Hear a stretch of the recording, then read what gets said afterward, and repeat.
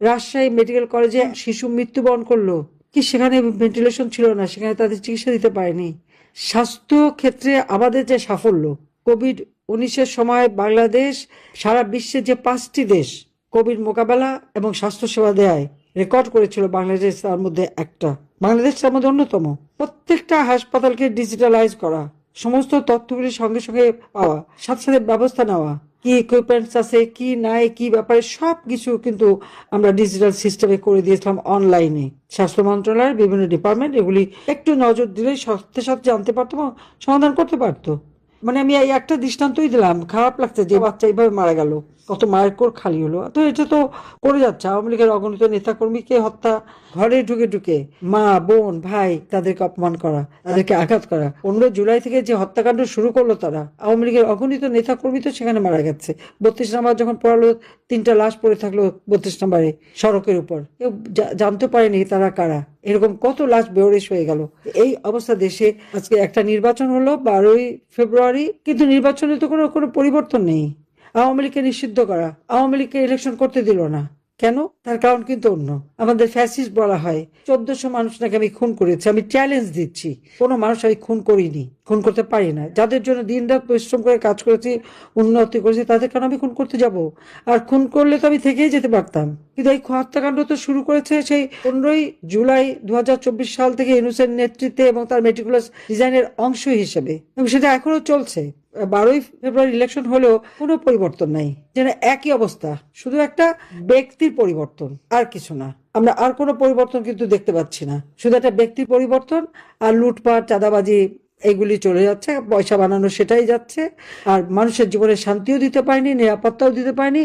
অর্থনৈতিকভাবে তো যে দুরবস্থা মানুষের, আজকে মানুষের ঘরে খাবার নাই, মানুষের দুরবস্থা চরম। আমাদের স্বাধীনতা সার্বভৌমত্ব রক্ষা করতে হবে, মানুষের এই দুঃখ দুর্দশা দূর করতে হবে। আমাদের অগণিত আওয়ামী লীগ নেতাকর্মীকে গ্রেপ্তার করে তাদের উপর নির্যাতন চলছে, শুধু তাই না, আমাদের বহু প্রায় 150-র মতো আওয়ামী লীগের নেতাকর্মী কারাগারে মৃত্যুবরণ করেছে। তাদের উপরে এত অত্যাচার, এত নির্যাতন করা হতো যে এই নির্যাতনের কারণেই তারা তাদেরকে হত্যা, মানে রীতিমতো হত্যা করা, মুমূর্ষু অবস্থায় হাতে হ্যান্ডকাপ পরা হাসপাতালে নিয়ে এসে তারা মারা যায়। তাদের চিকিৎসা পর্যন্ত করতে দেয়নি, শীতে কাপড় দেয়নি, ঠিকমতো খাবার দেয় না, সেলের ভিতরে দিনের পর দিন রেখে দেয়।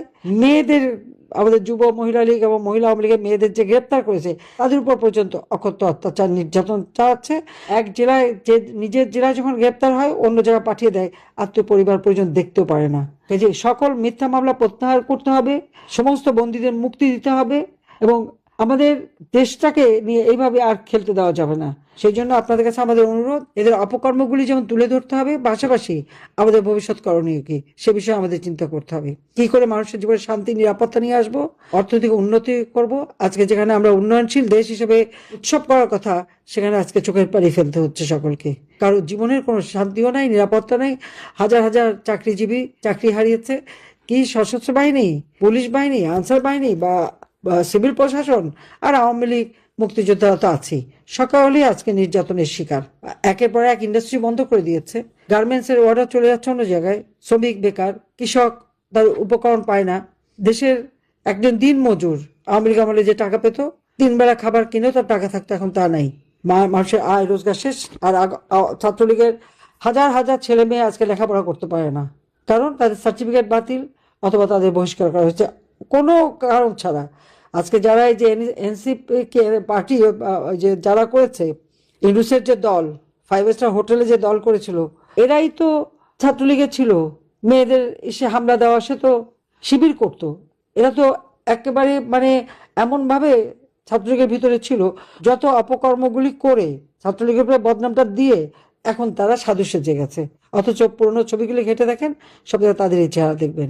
বাংলাদেশটাকে নিয়ে আজকে একটা ছিনিমিনি খেলা হচ্ছে। আমার অপরাধটা কি? 1400 মানুষ হত্যা করেছি, প্রমাণ করুক। জাতিসংঘকে আমি বারবার আহ্বান করছি, আমি চ্যালেঞ্জ দিচ্ছি, তারা আবার তদন্ত করে দেখুক কোথায় সেই 1400 লোক আমরা হত্যা করলাম।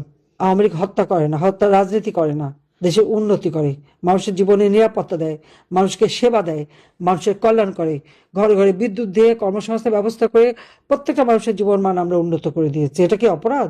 সারা বিশ্বের কাছে বাংলাদেশ উন্নয়নের বিস্ময়। উন্নয়নের রোল মডেল, আজকে সেটা ধ্বংস করে দিয়েছে। কাজে এই ধ্বংসের থেকে দেশকে বাঁচাতে হবে, সকলকে ঐক্যবদ্ধ হতে হবে, জনমত সৃষ্টি করতে হবে, এবং আপনারা যারা ক্ষতিগ্রস্ত প্রত্যেকে আপনাদের এই ক্ষতির বিষয়টা মানুষকে তুলে ধরবেন এবং জাতীয় আন্তর্জাতিকভাবে বিভিন্ন সংস্থায় এটা তুলে ধরবেন। এই আহ্বান জানিয়ে সবাইকে ধন্যবাদ জানিয়ে আমি শুধু বলবো, জাতির পিতা বঙ্গবন্ধু শেখ মুজিব আমাদের স্বাধীনতা এনে দিয়েছেন। লাখো শহীদের রক্তের বিনিময়ে আমরা এই স্বাধীনতা পেয়েছি। এই স্বাধীনতার সুফল বাংলার মানুষের ঘরে পৌঁছে দিয়েছিলাম, সেগুলি আজকে ধ্বংস করেছে।